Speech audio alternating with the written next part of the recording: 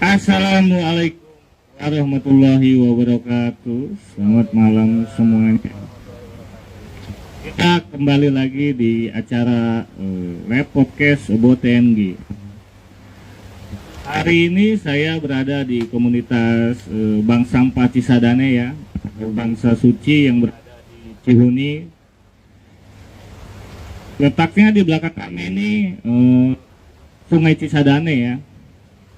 Oleh karena itu, ini sesuai tema nih. Tema malam ini kita membahas TPA Cipecang bakal longsor lagi, tanda tanya. Kita nanya karena di sini ada orang yang berkompeten untuk menjawab tema kita malam ini ya. Saya pertama-tama menghadirkan sebelah kanan saya Bapak Kepala Dinas Lingkungan Hidup Kota Tangerang Selatan, Pak Wahyunoto Lukman. Selamat malam Pak, Assalamualaikum. Di depan saya emang sudah tidak asing lagi ya, ini yang teriak-teriak kalau misalnya sampah di kali ya beliau ini. Beliau Ketua Bangsa Suci nih, Kang Ade Yunus atau yang akrab disapa Kang Aye. Ya, aplaus. Malam ini kita izin nih Pak Kadis dan Kang Aye, kita jaga konsistensi nih, walaupun hujan rintik-rintik, bahkan hujan lebat ya, tapi kita live podcast gitu kan, untuk menjawab pertanyaan-pertanyaan netizen nih ya. Oke, pertama kita langsung ke Pak Kadis. Pak Kadis, sedikit aja nih, kasih statement dari tema ini. Tempat pembuangan akhir dari Cipecang ini apa bakal longsor lagi seperti yang kemarin-kemarin? Terima kasih. Baik, terima kasih. Yang pertama tentunya kami apresiasi undangan dari teman-teman Bank Sampah Sungai Cisadane, Bangsa Suci. Ini merupakan sarana silaturahmi kita dan bertukar pikiran, saling memberikan kritik dan masukan. Tentunya kami juga akan menjelaskan beberapa hal terkait dengan TPA Cipecang. Tadi yang seperti ditanyakan, apakah TPA Cipecang akan terjadi longsor lagi? Ya, kalau sejarah tahun 2020 pernah terjadi longsor, tentunya banyak hikmah, banyak pelajaran yang kita petik dan kita antisipasi untuk kemudian hari. Sampai dengan saat ini teman-teman bisa saksikan di lokasi ya, faktanya dulu yang pernah terjadi longsor sudah ada seed file, kemudian landfill 1-2-nya yang dekat dengan sepadan Sungai Cisadane juga sudah ditutup dan diberikan penghijauan dengan pohon-pohon, dengan rumput-rumput yang anti longsor itu rumput pepiter ya namanya, petiper itu luar biasa. Satu rumput kita ada berapa nih? 1, 2, 3, 4, 5, 6, belum tentu bisa nyabut satu rumput petiper. Nah ini di sana di penghijauan landfill 1, landfill 2 yang sudah ditutup itu sudah banyak rumput petiper. Mudah-mudahan itulah menjadi penyangga. Kemudian ada seat pile, ada tanggul, dan kami pastikan jarak landfill 3 sekarang yang dimanfaatkan untuk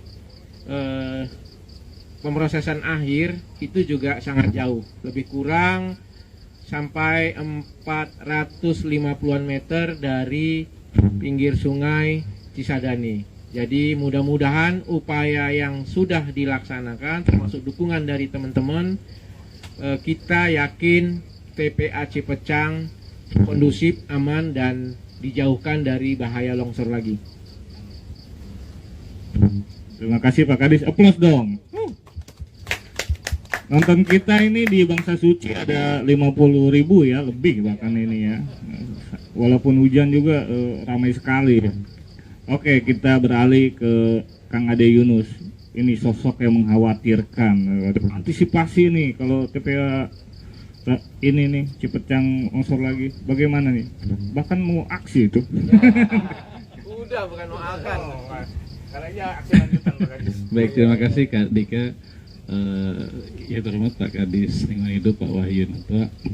Bahwa betul Kak Dika, apa yang kami lakukan itu bukan rangkaian yang baru sekali dua kali. Sejak 2017 kita aksi di sana dalam rangka mengingatkan, karena Cipecang itu yang kemarin di 2020, Mei 2020 itu adalah tragedi yang paling dahsyat. Tapi sebelumnya itu pernah terjadi longsor beberapa kali. Jadi ada kedua, ada sebelumnya ada 2 kali longsor, tapi masih kecil. Jadi yang Mei 2020 itu yang sangat dahsyat. Jadi 2017 itu kita aksi di sana mengingatkan bahwa apa yang kami khawatirkan ini takut terjadi waktu itu. Maka kita ingatkan untuk segera dibenahi, paling tidak terlalu dekat dengan Sungai Cisadane. Baik yang mengatakan Bangsa Suci kan lokasinya adanya di hilir. Justru karena keberadaan kita di hilir inilah yang banyak terkena dampak daripada longsoran TPA Cipecang itu. Karena pasti ketika longsoran TPA Cipecang itu melintasnya ke hilir, dan kita pasti di sini. Kebetulan kita ada namanya Westrap, alat jiga sampah. Dulu dari mulai bambu sampai kita sekarang pakai alat Westrap yang pakai truss boom kayak gitu. Dan ini kalau pada saat longsor pada saat itu bambu kita, alat jiga sampah kita sampai hanyut. Jadi memang luar biasa dahsyat. Jadi kalau bicara kenapa kita harus terus mengingatkan, karena memang dampaknya kita ke hilir. Termasuk juga biota air kita juga terganggu dan lain sebagainya.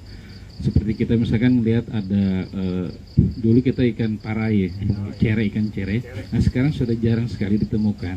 Nah itu sejak pasca longsor TPA Cipecang itu kita lakukan audit ikan cere, ternyata sekarang sudah sulit untuk ditemukan. Nah itu salah satu kekhawatiran kita terhadap biota air yang ada di Sungai Cisadane. Lalu berikutnya Dika, ketika 2020 terjadi longsor yang dahsyat itu apa yang kita khawatirkan ternyata terjadi.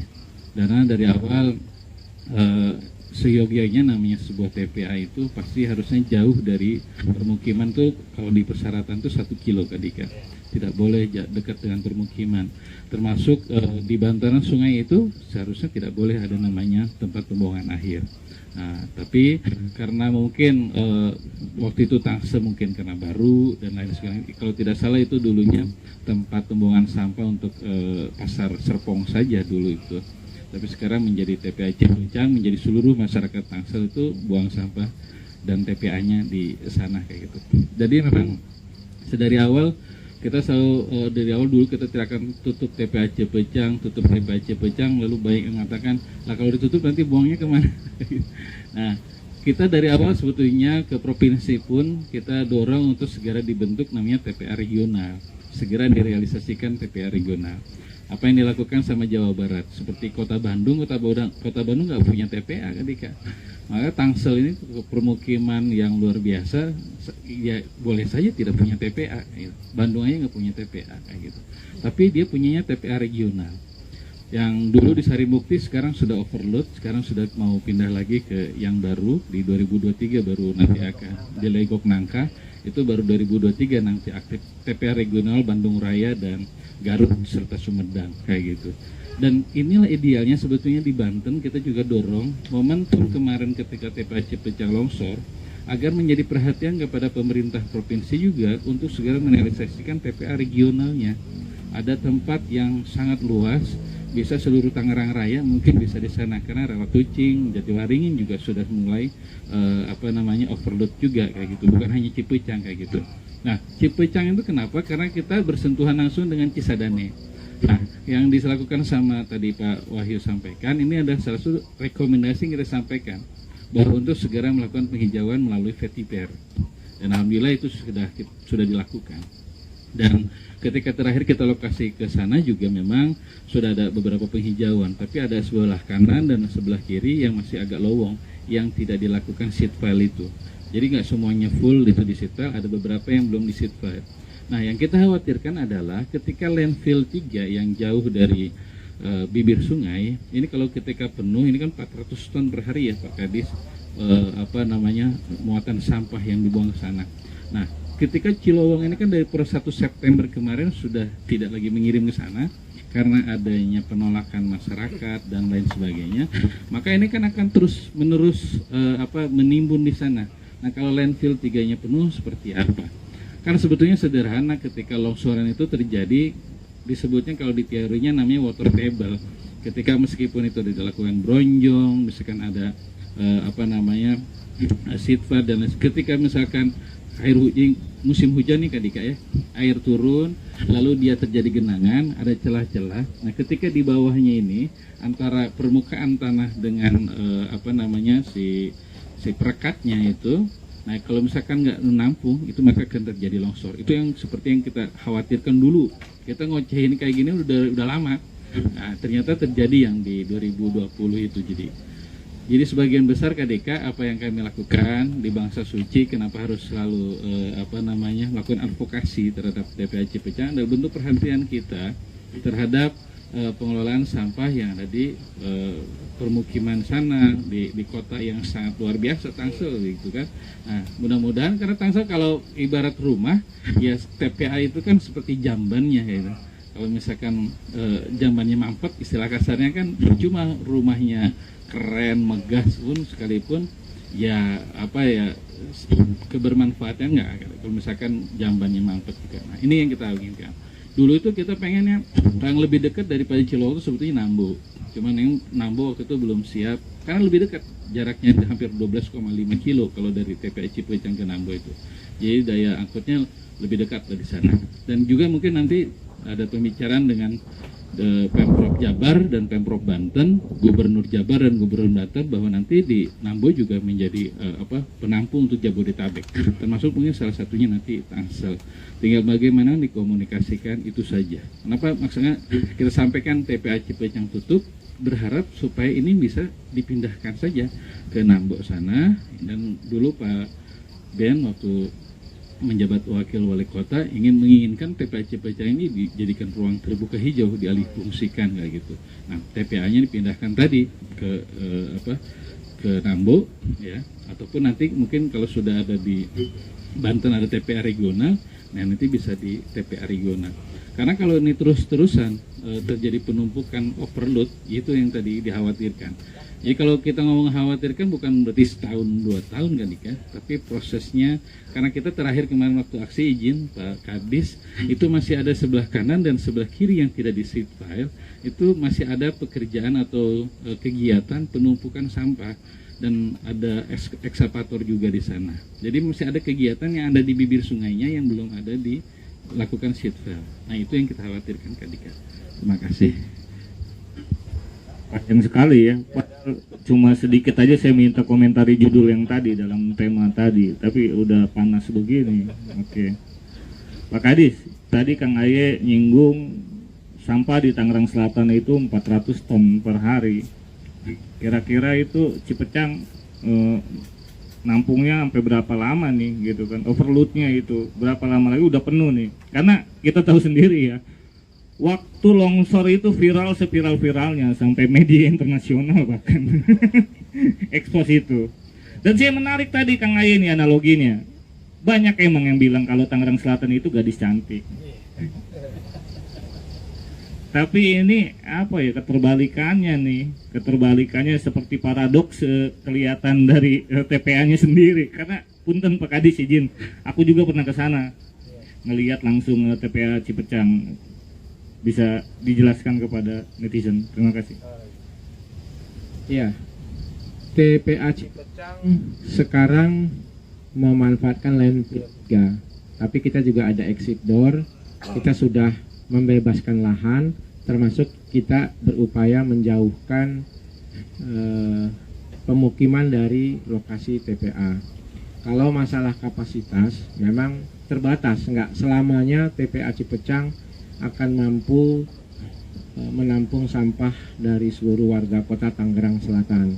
Nah inilah kemudian pemerintah kota Tangerang Selatan terus berkoordinasi dan sudah mengadakan kerjasama, salah satunya dengan pemerintah kota Serang dan pemerintah Provinsi Jawa Barat untuk bisa menerima pelayanan sampah di TPA Cilowong Kota Serang dan TPA Lulut Nambo milik pemerintah Provinsi Jawa Barat. Tempatnya di Bogor tapi TPA regional milik Provinsi Jawa Barat. Nah ini sudah berjalan, sudah berjalan, tahun 2021 sudah berjalan. Kemudian tahun 2022 juga sudah berjalan. Namun ada kendala teknis dari teman-teman di pemerintah Kota Serang karena mereka belum merealisasikan kompensasi dampak negatif buat warga di sekitar TPA Cilowong. Kita dari pemerintah Kota Tangerang Selatan sesuai jadwal, sesuai dengan sampah yang sudah diangkut ke TPA Cilowong itu semuanya sudah ditunaikan. Namun pemerintah Kota Serang karena kendala teknis dia tertunda. Akibat tertunda, ya RT RW warga masyarakat merasa dijanji-janjikan. Itu kemudian kemarin terjadi demo untuk penolakan penyetopan. Tetapi itu untuk sementara dengan catatan besok ya segera pemerintah Kota Serang setelah merealisasikan kompensasi dampak negatif, kami akan segera mengangkut sampah untuk dikelola, dilayani di TPA Cilowong di pemerintah Kota Serang. Dan ini mudah-mudahan tidak terlalu lama lagi, kami terus berkoordinasi termasuk ke TPA S Lulut Nambo, TPA Regional Pemprov Jabar. Ini juga koordinasinya intensif dan MOU pekerjaan kerjasama itu sudah ditandatangani, sudah rapi secara administrasi. Tinggal teknisnya kesiapan Lulut Nambo. Kemarin alasan mereka harus punya teknologi dulu. Kita juga sudah saksikan sudah ada teknologi sedang instalasi.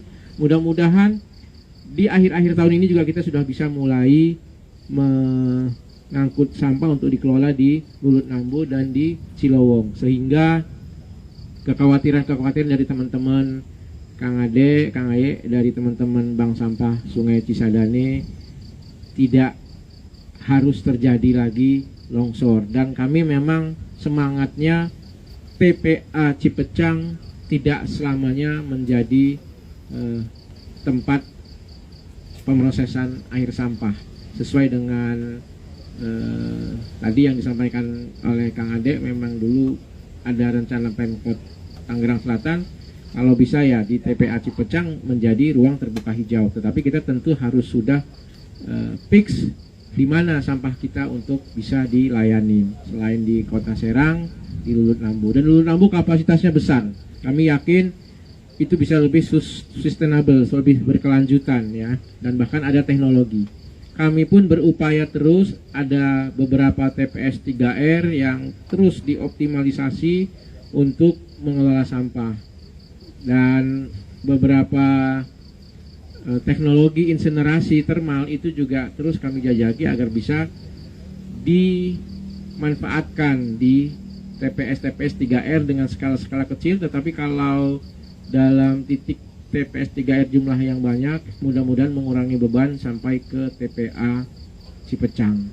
Dan mudah-mudahan kekhawatiran teman-teman tidak sampai terjadi. Ini terus kami menjadi peringatan dan berterima kasih, apresiasi teman-teman terus peduli mengingatkan kami ya agar jangan sampai terjadi longsor lagi, karena ya dampaknya luar biasa. Dampaknya luar biasa seperti disampaikan oleh Kang Aye tadi, bukan hanya bau, kemudian biota sungai juga bisa hilang.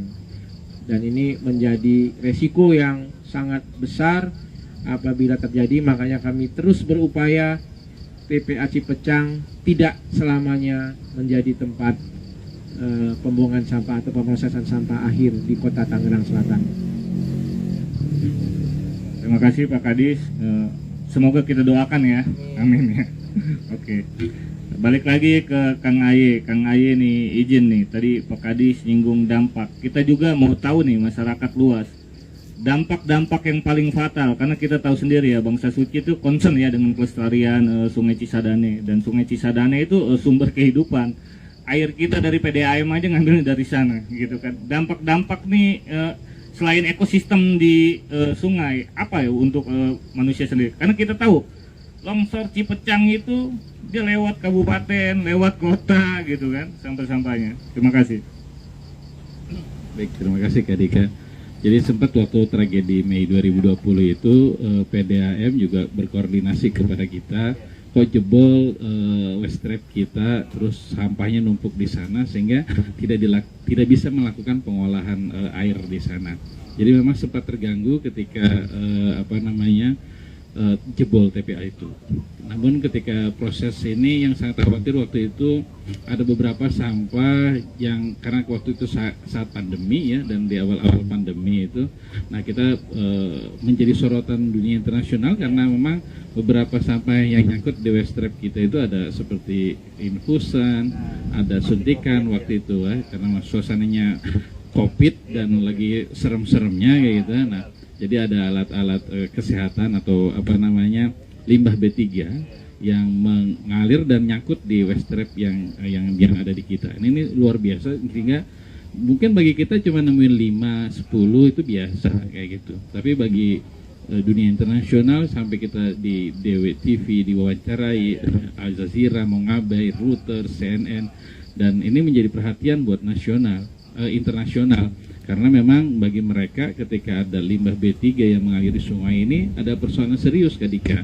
Nah ini sekali lagi bahwa untuk dampak sampai luar biasa ke ekosistem itu yang paling sangat kita rasakan adalah bau yang awal-awal tadi, karena kita dari Cikatan itu hampir kurang lebih 10 ton waktu itu jebol itu waste trap kita hanyut, bahkan sempat hanyut, kita tarik lagi kayak gitu. Lalu baunya luar biasa dan berbagai jenis limbah yang kita temukan, sampah itu banyak sekali. Dan tadi ketika pasca itu kita lakukan penelitian dengan teman-teman dari IPB, dengan teman-teman dari peneliti juga, yang salah satunya adalah hilangnya tadi ikan parai. Ikan parai sudah sulit ditemukan, ikan cere itu sekarang sudah sulit ditemukan pasca tragedi Mei 2020 itu. Oleh karena itu makanan khas Tangsel. Itu padahal ikan cere itu makanan khas Tangsel. Itu salah satu favorit saya juga, kearifan lokal. Jadi yang hasil penelitian yang dilakukan teman-teman peneliti waktu itu, salah satunya yang luar biasa adalah hilangnya ekosistem ikan parai tadi, dan lain-lain termasuk tadi pengolahan air menjadi terganggu dan lain. Karena walaupun KDK misalnya rumahnya di Ciledug atau yang jauh di sana, di Alam Sutra sekalipun, atau misalkan yang di Karangtengah atau yang di Cikupa, itu masih ngambil sungai dari Cisadane, diolah dulu baru disedot ke sana. Bahan bakunya dari sungai Cisadane. Jadi kalau misalkan sungainya terganggu, sungainya tercemar, saya kira nanti juga pengolahan airnya menjadi sangat terganggu. Itu KDK. Dampaknya mengerikan juga nih. Bahkan sempat disorot media-media internasional ya. Karena emang waktu itu pada masa ini ya, ramai-ramainya COVID, saya juga sempat liputan, ingat ya Kang Ai, kita di situ ditemukan alat suntik dan yang lainnya. Oke, terakhir sekaligus closing statement dari Pak Kadis. Kita karena Tangerang Raya juga ya, di situ ada Tangsel, ada kota, ada kabupaten. Kota Tangerang lagi mempersiapkan PLTSA. Oke, kabupaten ingin bertransformasi itu di Jatiwaringin dengan teknologi yang canggih nantinya katanya, dan di situ juga ada ruang terbuka hijau dan taman yang lain gitu kan. Tangsel jangka panjang yang kita bicarakan ini, kalau misalnya ke Serang, ke Bogor, itu kan jangka pendek gitu kan. Jangka panjangnya apa sih agar Tangsel ini yang gadis cantik ini kamar mandinya aman gitu, cantik juga, kalau analogi tadi Kang Aye. Terima kasih Pak Kadis. Sekaligus closing statement. Iya, terima kasih Kak Dika. Teknologi Kota Tangerang Selatan termasuk salah satu dari 12 kota yang ditetapkan melalui peraturan Presiden sebagai kota yang harus pengelolaan limbah sampah menjadi sumber energi atau PLTSA. Kemarin bahkan selama pandemi COVID juga terus diadakan kajian oleh konsultan yang ditunjuk oleh pemerintah, karena ini didukung oleh pemerintah melalui Kementerian Keuangan. Namun sampai dengan saat ini hasil kajian memang belum menemukan formula yang teknologi yang paling tepat untuk diterapkan di TPA Cipecang. PLTSA itu kan berbagai macam teknologi, ada yang insinerasi, ada yang termal, ada yang gasifikasi, ada yang pirolisis, dan lain-lain. Karena keterbatasan lahan di Cipecang yang tadi termasuk sudah terlalu dekat dengan lingkungan pemukiman warga, termasuk isu beririsan dengan sepadan Sungai Cisadane. Ini yang kemudian hasil studi kelayakannya belum merekomendasikan teknologi yang tepat bisa dibangun di TPA Cipecang. Ke depan kami berbagai macam opsi alternatif. Tadi selain kerjasama dengan Jawa Barat, dengan Luhut Nambo maupun Pemkot Serang dengan Cilowong, kami juga ingin menerapkan teknologi. Tentunya teknologi yang tidak besar tetapi bisa mampu mengurangi. Ada teknologi-teknologi seperti thermal atau insenerasi yang sudah bersertifikasi, yang sudah dapat standar nasional Indonesia, sertifikat SNI dan lain-lain, dan sudah dipasarkan produknya melalui e-katalog. Jadi kalau pemerintah itu mempertanggungjawabkan anggaran belanja daerah yang merupakan uang dari rakyat juga, dari pajak rakyat, memang semuanya harus melalui payung hukum yang ada. Jadi ada berbagai pihak investor yang selalu presentasi, selalu ingin bekerja sama, selalu ingin menerapkan teknologinya, tetapi dengan biaya yang tinggi, yang mahal, dan proses yang panjang. Sedangkan TPA Cipecang tidak bisa lagi berdebat tataran teori. Ada teori waste to energy, sampah jadi energi. Banyak kota-kota yang lain, ya mohon maaf kalau boleh saya katakan tidak ada yang berjalan. Nah, sehingga kami harus cepat mencari exit door alternatif. Salah satunya secara thermal, tetapi kita yang bebas emisi, tidak ada polusi udara, dan itu bisa diintervensi dengan sistem tertentu yang skala-skala kecil yang diciptakan oleh adik-adik mahasiswa sedang KKN, bahkan ada petani-petani di desa. Itu sudah banyak, bisa kita lihat di channel-channel YouTube. Nah, kami ingin membangun skala yang lebih besar atau mengadakan yang sudah dipasarkan melalui e-katalog yang lebih mudah bagi kami pertanggungjawabannya kalau menggunakan APBD untuk beberapa titik TPS 3R, sehingga sampah tidak harus sampai ke TPA Cipecang. Nah, mudah-mudahan upaya kami termasuk didukung oleh teman-teman penggiat yang pemerhati lingkungan, Kang Aye, teman-teman yang lain dari Bank Sampah Sungai Cisadane, termasuk bank-bank yang lain. Kita juga harus selalu mengedukasi warga masyarakat. Karena kalau kita tadi berbicara TPA adalah hilir, di hulunya juga ini perlu kita edukasi. Dan jangan bosan-bosan mensosialisasikan perilaku untuk memilah, mendaur ulang, dan mengurangi pemanfaatan atau produksi sampah yang berlebih-lebihan. Mudah-mudahan upaya kita bersama untuk mengedukasi, untuk mensosialisasikan melalui bank sampah, eco-enzim dan lain-lain di hulunya sampai ke hilirnya lebih berkurang. Karena memang kebijakan strategis nasional, kebijakan strategis daerah untuk penanganan sampah itu terdiri dari dua, yaitu penanganan dan pengurangan. Jadi yang sudah timbul kita tangani, yang belum timbul ya kita kurangi. Terima kasih sekali lagi saya ucapkan kepada teman-teman Bangsa Suci yang telah mengadakan acara podcast, mengundang kami. Ini merupakan dialog yang sangat produktif, ya, sangat kolaboratif. Mudah-mudahan menghasilkan dampak yang bisa dipertanggungjawabkan. Kita benar-benar sudah peduli, sudah menangani sampah khususnya yang berada di TPA Cipecang dan yang sampai ya berada di aliran Sungai Cisadane. Demikian, terima kasih Kak Dika. Terima kasih Pak Kadis. Tapi punten nih, mumpung ada orangnya nih ya, kita di Abot TNG izin Pak Kadis, mumpung ada orangnya kita konfirmasi nih. Di Ciledug itu jalan raya patah tuh, biasanya tiap pagi di trotoarnya itu banyak sampah berjejer. Itu perbatasan tuh kan, Tangsel sama kota. Dari kota bilangnya itu warga Tangsel yang buang di situ. Nah, ini mumpung ada orangnya kita tanya, apa di sana nggak punya tempat sampah atau bagaimana? Terima kasih Pak Kadis. Iya, ini menarik. Dan selain menarik, ini problematik, dilematik, dan dinamika. Kenapa? Ini bukan sampah yang bersumber dari rumah tangga. ini kami sudah kumpulkan CCTV di beberapa tempat, bahkan kami pakai petugas-petugas lapangan. Ini kebiasaan pedagang-pedagang, saudara-saudara kita yang berdagang sekarang ini di mana-mana. Bukan hanya di perbatasan Ciledug, kami juga di perbatasan di Gaplek sana antara kota Depok dengan kota Tangsel sama.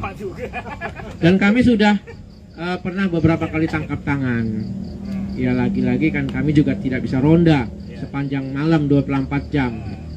Itu maaf kalau ada teman-teman yang pedagang, tidak semuanya, tetapi memang kenyataannya ya, faktanya saudara-saudara kita yang sedang berdagang malam ya, pedagang apa namanya kaki lima, itu kan sampahnya karungan. Ya kami ucapkan terima kasih yang sudah bekerja sama dengan misalnya RT RW, sampahnya dikumpulkan, mereka bayar iuran. Tetapi masih ada oknum ini ya yang tidak mau membayar iuran, tidak mau sampahnya diambil, dia katanya akan mengelola sendiri, tapi sambil jalan pulang bawa gerobak main lempar aja. Bukan dari warga masyarakat. Kalau dari warga masyarakat, alhamdulillah sangat-sangat sudah bertanggung jawab terhadap kebersihan, terhadap limbah sampah. Tetapi saudara-saudara kita maklum bukan semuanya, mohon maaf, ada oknum yang belum bertanggung jawab, sambil jalan pulang, sambil ngedorong gerobak dagangannya, ya sampahnya kan kalau orang dagang itu banyak. Kantong plastik itu bisa sampai 5, 4 apa segala macam, karung, ya enak aja, buang. Ya mudah-mudahan melalui acara ini, melalui podcast juga yang melihat dibantu oleh netizen juga, bisa kita edukasi, bisa kita ingatkan tuh oknum-oknum tadi yang belum bertanggung jawab terhadap sampahnya. Demikian Kak Dika. Terima kasih Pak Kadis. Tapi jawabannya kentang juga, saya belum puas sebetulnya. Apa misalnya nggak ada efek jerahnya gitu, apa di Tangsel nggak dibuat gitu tempat sampah gitu yang biar mempermudah mereka. Tapi nggak apa-apa ya Pak Kadis ya, pelan-pelan saja. Oke. Terakhir closing statement untuk Kang Aye sebagai aktivis dari lingkungan hidup ya. Suaranya kan kerap kali lantang banget. Malam ini cobalah romantis dikit dong ke Pak Kadis gitu. Selain kritik apa nih misalnya yang buat membangun Tangsel. Tangsel tuh cuma 7 kecamatan, kota 13, kabupaten 29 kecamatan, 7 kecamatan TPA-nya begitu. Kasih vitamin pemikiran jernih untuk Tangerang Selatan. Terima kasih. Baik, terima kasih Kak Dika. Seperti yang disampaikan bahwa persoalan sampah ini kan dari hulu ke hilir. Dan hilirnya ini kan TPA Cipejang. Oleh karena itu di Bangsa Suci kita fokus pada komunikasi perubahan perilaku. Sudah ada sekolah swasta di wilayah Tangsel yang menjadi salah satu nasabah kita di sana. Jadi kita lakukan edukasi ke sekolahnya, siswanya mengumpulkan sampah. Setelah itu terkumpul sudah dipilah, baru kita yang ngangkut sampahnya. Jadi bukan hanya wilayah Tangsel, kabupaten, begitupun dengan kota. Ini komunikasi perubahan perilaku ini menjadi sangat penting. Nah terkait dengan tadi sanksi Kak Dika bahwa di Tangsel sudah punya regulasi, ada Perda di nomor 13 tahun 2019 merupakan perubahan dari Perda nomor 3 tahun 2013 Pak Kadis, dan itu salah satu sanksinya luar biasa loh, 3 bulan kurungan dan termasuk 50 juta dendanya.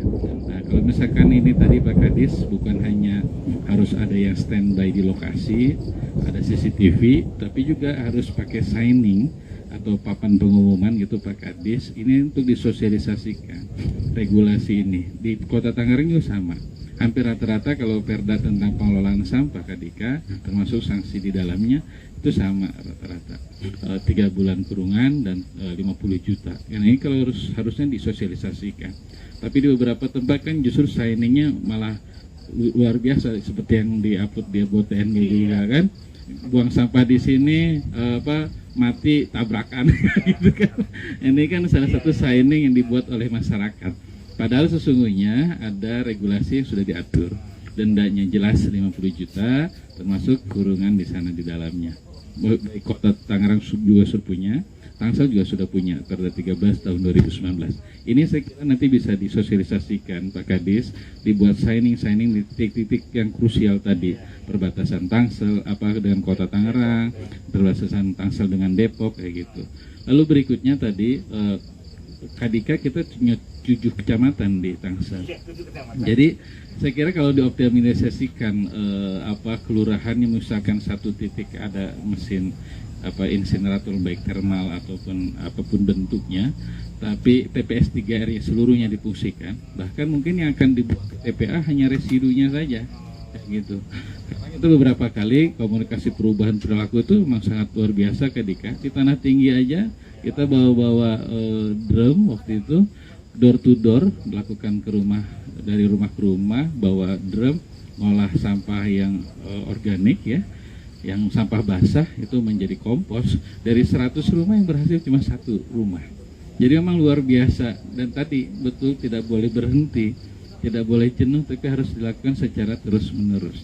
Maka kalau sekali lagi kalau komunikasinya bentuknya dengan bentuk seminar, lalu mengumpulkan masyarakat kayak gitu, apalagi itu dilakukan, itu nggak akan sampai. Kita yang door to door aja tidak berhasil, hanya dari 100 cuma 1.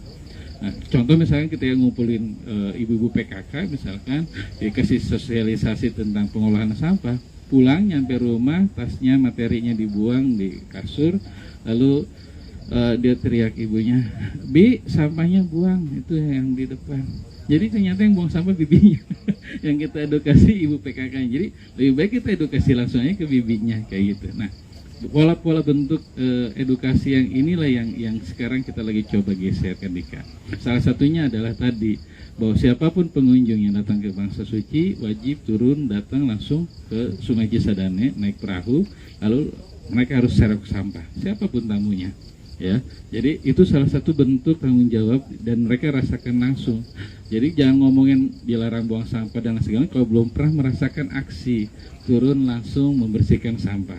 Karena sampah yang di sungai dan yang di darat jauh lebih berat tadi Kak. Kalau yang di darat gampang gitu. Kalau yang di sungai agak luar biasa perjuangannya. Nah, ini komunikasi perubahan perilaku yang terus kita sedang lakukan.